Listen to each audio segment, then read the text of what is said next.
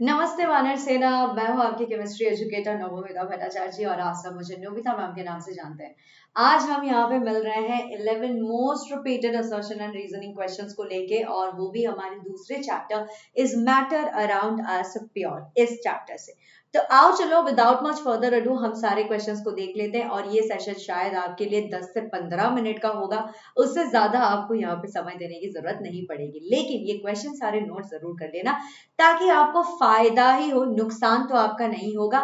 बस नोट कर लेना बच्चे। नोट करने से क्या हो जाएगा कि आपको अगर ये सवाल दिख भी गए आपके एग्जाम में तो भी आप इन्हें जरूर अटेम्प्ट कर पाओगे। तो आओ चलो शुरू करते हैं अपने पहले सवाल से, और पहला सवाल है हमारा assertion when a beam of light is passed through a colloidal solution जो कि placed in a dark place है, the path of the beam becomes visible. Absolutely, colloidal solution से हमें path of the light दिखती है, तो true कर देते हैं इसको। Light gets scattered by the colloidal particles. Yes, light colloidal particles की वजह से ही तो वो स्कैटर हो रही होती है, तो इसे भी ट्रू कर देते हैं। तो यानी कि हमारा आंसर जो करेक्ट होगा वो हो जाएगा ऑप्शन ए, क्योंकि ये दोनों के दोनों असर्शन और रीजनिंग दोनों के दोनों करेक्ट है, और रीजन जो है वो उसको अच्छी तरह से एक्सप्लेन भी कर रहा है ना। यस, बिल्कुल सही बात। चलो आगे बढ़ते हैं दूसरे सवाल के ओर। दूसरा सवाल देखो क्या है। A solution of table salt in a glass of water is homogeneous. बिल्कुल सही बात है, बिल्कुल सही बात है। अगर आप टेबल सॉल्ट मतलब अपना जो देश का नमक, शुद्ध नमक, टाटा नमक होता है, उसे अगर आप एक पानी में मिला दो तो ये होमोजीनियस मिक्सचर बनेगा। बिल्कुल होमोजीनियस सोल्यूशन बनेगा। बिल्कुल। A solution having different composition throughout is homogeneous। अरे ये तो गलत हो गया। होमोजीनियस का मतलब होता है समानता दिखनी चाहिए। तो इस पे हम कौन सा आंसर करेक्ट करेंगे? हम लिखेंगे ए इज ट्रू, लेकिन हमारा जो रीजन है वो हमारा गलत है, वो हमारा फॉल्स है। ठीक है, हाँ जी। तीसरे सवाल की तरफ आप पहुंच गए हैं। True solution exhibits Tyndall effect. नहीं, ट्रू सोल्यूशन कहां टिंडल इफेक्ट को शो करता है? ये तो गलत हो गया। Particles are very large in size. particles are very large in size। कहाँ? particles are very large in size। देखो टिंडल में क्या होता है कि टिंडल में जो कोलॉइड के पार्टिकल्स होते हैं वो बहुत छोटे होते हैं, है ना। और वो जो होते हैं मतलब सोल्यूशन के पार्टिकल से अगर आप टिंडल वाले कोलॉइडल सोल्यूशन को देखोगे तो ये थोड़े बड़े होते हैं, है कि नहीं? है ना। ट्रू सोल्यूशन में क्या हो रहा है? True solution exhibits Tyndall effect. नहीं, ये तो बिल्कुल सरासर गलत ही है, बिल्कुल ही गलत है। लेकिन particles are very large in size, मतलब मुझे ये समझ नहीं आ रहा कि वो कौन से पार्टिकल के बारे में बात करें। सोल्यूशन के पार्टिकल्स के बारे में बात कर रहे हैं या फिर कोलॉइडल सोल्यूशन के पार्टिकल्स के बारे में बात कर रहे हैं? मैं इस जगह पर जरा सा कंफ्यूज्ड हूं कि what do they mean particles are very large in size. ये मुझे जरा समझ नहीं आ रहा है। किसी को समझ आ रहा है क्या? कोलॉइडल और ट्रू सोल्यूशन में, कोलॉइडल एंड ट्रू सोल्यूशन में मतलब किस पार्टिकल के बारे में ये बात कर रहे हैं? ये मुझे जरा नहीं समझ आ रहा। ट्रू सोल्यूशन हमारी होमोजीनियस सोल्यूशन होती है, मतलब हमारी नॉर्मल वाली जो सोल्यूशन, उसी की बात तो हम कर रहे हैं ना। अब नॉर्मल वाले सोल्यूशन में सॉल्यूट और सॉल्वेंट डाला जाता है ना। सॉल्यूट की जो पार्टिकल्स होती है वो बहुत ही कम होती है। कोलॉइडल सोल्यूशन जो होती है ये हमारी होमोजीनियस सोल्यूशन नहीं होती है। कोलॉइडल की सोल्यूशन क्या होती है? ये हेटेरोजीनियस होती है, जिसमें कि सॉल्यूट के पार्टिकल सस्पेंडेड रहते हैं। ठीक है। अब ट्रू सोल्यूशन में क्या होता है? ट्रू सोल्यूशन में जो सॉल्यूट के पार्टिकल्स होते हैं वो तो हमें बिल्कुल ही नेकेड आई से दिखेंगे ही नहीं। तो यानी कि ये सोल्यूशन जो है ये बहुत ही छोटे हैं, है ना। ये सोल्यूशन जो है ये बहुत ही छोटे से सोल्यूशन है। अब लेकिन कोलॉइड के पार्टिकल्स की अगर मैं बात करूं तो कोलॉइड के पार्टिकल्स जो होते हैं, जितना तक मुझे लगता है कि कोलॉइड के पार्टिकल्स, मतलब मुझे लगता है क्या, ये तो बिल्कुल ही फैक्ट है कि कोलॉइड के पार्टिकल्स सॉल्यूट के पार्टिकल्स मतलब ट्रू सोल्यूशन के जो सॉल्यूट है उनसे बड़े होते हैं। तो आई गेस वो यही मीन करना चाह रहे हैं कि कोलॉइडल सोल्यूशन के जो पार्टिकल्स हैं वो बड़े होते हैं, शायद यही कहना चाह रहे हैं। तो क्या हम लिख दें कि असर्शन हमारा गलत है लेकिन रीजन हमारा ट्रू है? चलो इसी पे टिक कर देते हैं, और तो कोई उपाय है नहीं, क्योंकि असर्शन तो गलत ही है। तो यही हो सकता है हमारा इकलौता ऑप्शन, है ना। चलो ठीक है, आगे बढ़ते हैं। देखो colloidal solutions are stable and the colloidal particles do not settle down. बिल्कुल सही बात है, बिल्कुल सही बात है, ये तो ट्रू है।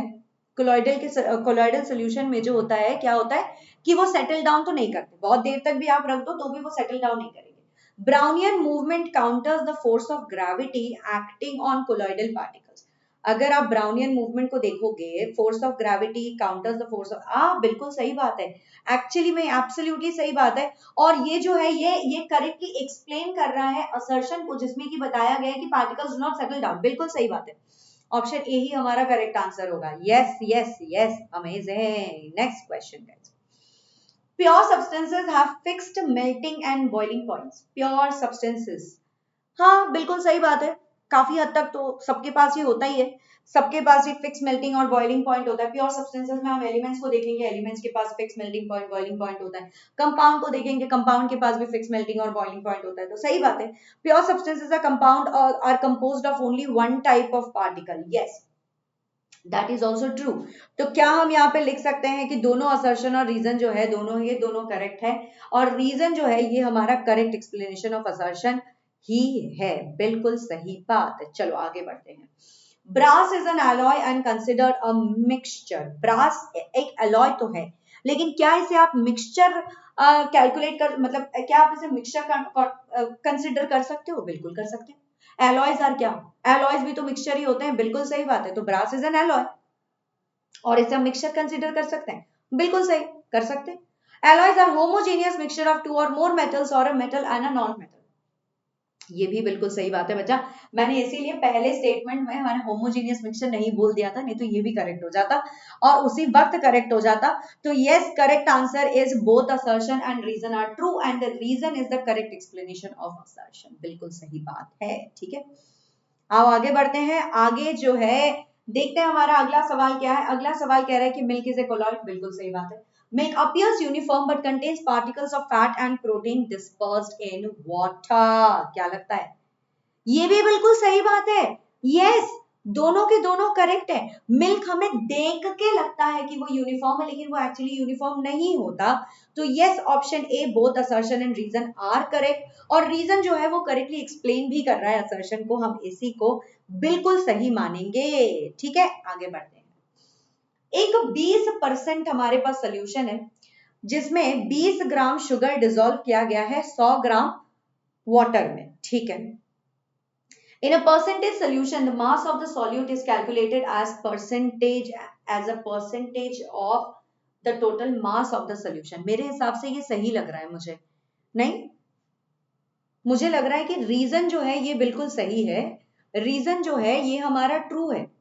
हम वैसे ही तो कैलकुलेट करते हैं परसेंटेज मास बाय मास। कैसे कैलकुलेट करते हैं? हमारे पास वेट होता है सॉल्यूट का, हमारे पास वेट होता है सॉल्यूट का, और फिर हमारे पास वेट होता है सोल्यूशन का, और इसे हम मल्टीप्लाई कर देते हैं 100 से, तो हमें मिल जाता है। अब ये देखो, ये क्या कह रहे हैं, ये क्या कह रहे हैं कि 20% शुगर सोल्यूशन का मतलब होगा कि अगर हम 20 ग्राम शुगर ले और 120 ग्राम पानी ले, इसे अगर हम मल्टीप्लाई करें 100 के साथ, तो 0 0 गया, 2 6 12 होता है, और 2 3 6 होता है, 2 5 10 होता है, यहाँ पे 0 कर देते हैं, और 50 को 3 से मल्टीप्लाई डिवाइड करेंगे तो कितना मिल जाएगा हमें? 3 5 15, 3 10 30 होता है। यानी कि देखो यहाँ पे 50 को अगर मैं कैलकुलेट करती हूँ ऐसे ना, तो 3 1 3, ये हो जाएगा 2, फिर आता है 3 9 18, तो फिर उसके बाद फिर 19 पॉइंट, ठीक है, तो ये कुछ 19 point something something something something something ऐसा होगा, है ना। 3 9 18, देखो एक सेकेंड यार, रुक जाओ, इसको जो है मैं मैथ्स में थोड़ी कच्ची हूँ, सॉरी। 3 1 3, 5 से 3 गया, यहाँ पे 2 0, 3 9 18, तो यहाँ पे आया 2, उसके बाद जो है आप यहाँ पे 0 लगाओ, तो आपको क्या मिलेगा? फिर से मिल जाएगा 3। तो ये हो तो रहा है 19.999999999, लेकिन राउंड ऑफ करके जो है ये हमें 20% मिलेगा, है ना। राउंड ऑफ करने के बाद हमें ये 20% मिलेगा, लेकिन यहाँ पे इन्होंने कोई राउंड ऑफ कुछ बोला नहीं है, ऐसा कुछ भी ऐसा बोला नहीं है। तो परसेंटेज सोल्यूशन में हम क्या करते हैं? Mass of solute is calculated as a percentage of the total mass of the solution. ये तो बात बिल्कुल सही है, ये तो बिल्कुल ट्रू है। तो हम असर्शन को गलत मान सकते हैं क्या? कि दोनों को ही हम मान ले, क्योंकि देखो 19.999999 कुछ होता है। अब इसको सही मानना है कि गलत मानना है, ये कैसे समझ आए? कैलकुलेट करके भी दिखा दिया, राउंड ऑफ की बात नहीं करिए तो चलो ठीक है, फिर मान लेते हैं कि असर्शन हमारा गलत है, रीजन हमारा ट्रू है, ये भी मान सकते हैं, ये भी मान सकते हैं, यही मान लेते हैं। अब देखो कैलकुलेट करके दिखाया, तो ये मत बोलना कि मैम आपको कुछ आता नहीं है, मैंने आंसर कैलकुलेट किया है, यहाँ पे आंसर दे रखा है कि assertion is false but reason is true, तो उस हिसाब से मैंने ये क्लिक कर दिया। चलो आगे बढ़ते हैं। देखो, iron and sulphur form a compound when heated together. Iron और सल्फर को अगर आप हीट कर दोगे तो ये कंपाउंड बनते हैं। Heating causes a chemical reaction between iron and sulfur forming iron sulfide with new properties। ये क्या लग रहा है आप लोगों को? मुझे तो लग रहा है कि दोनों के दोनों आंसर बिल्कुल सही है। यस, असर्शन भी सही है, आयरन और सल्फर को हीट करोगे तो आयरन सल्फाइड बनेगा। अब हीटिंग करने के वजह से एक केमिकल रिएक्शन हो रही है, मतलब कि ये एक एंडोथर्मिक सा रिएक्शन है, और ऑब्वियसली आयरन सल्फाइड के अपने अलग अलग प्रॉपर्टीज होंगे। तो yes, both assertion and reason are true and reason is the correct explanation of assertion, ये हम मान सकते हैं। अगला सवाल देखो, a mixture does not have a fix composition. एक मिक्सचर के पास फिक्स कॉम्पोजिशन नहीं होती है। The components of a mixture can't be present in any ratio, can't be present in any ratio is to, अरे यार, they can be present in any ratio, तो ये हमारा false हो गया, रीजन हमारा false हो गया और असर्शन हमारा ट्रू हो गया। तो यानी कि असर्शन हमारा ट्रू है, रीजन हमारा false है, ऑप्शन सी पे हमने क्लिक कर दिया। ठीक है, आगे बढ़ते हैं। चलो, water is a compound, water एक कंपाउंड है, water is formed by a chemical combination of hydrogen and oxygen in a fix ratio. Water एक कंपाउंड है, बिल्कुल सही। वाटर कैसे फॉर्म होता है? केमिकल कॉम्बिनेशन हाइड्रोजन और ऑक्सीजन के जुड़ जाने से एकदम फिक्स रेशियो पे, H2O पे ही ये हमेशा कंबाइन करेगा, तभी आपको वाटर मिलेगा। तो यस, दोनों असर्शन और रीजन जो है बिल्कुल सही है, रीजन ही करेक्ट एक्सप्लेनेशन भी है असर्शन का। और इसी बात पे हमारा आज का सेशन हो गया है खत्म। आप देख रहे हो 12 से 13 मिनट में जो है हमने पूरा सेशन कंप्लीट कर दिया है। तो thank you so much everybody. इस चैनल को सब्सक्राइब करते रहना, लाइक कर देना इस वीडियो को और अपने दोस्तों के साथ शेयर भी कर देना। With this note, tata bye bye everybody, I will see you later, bye.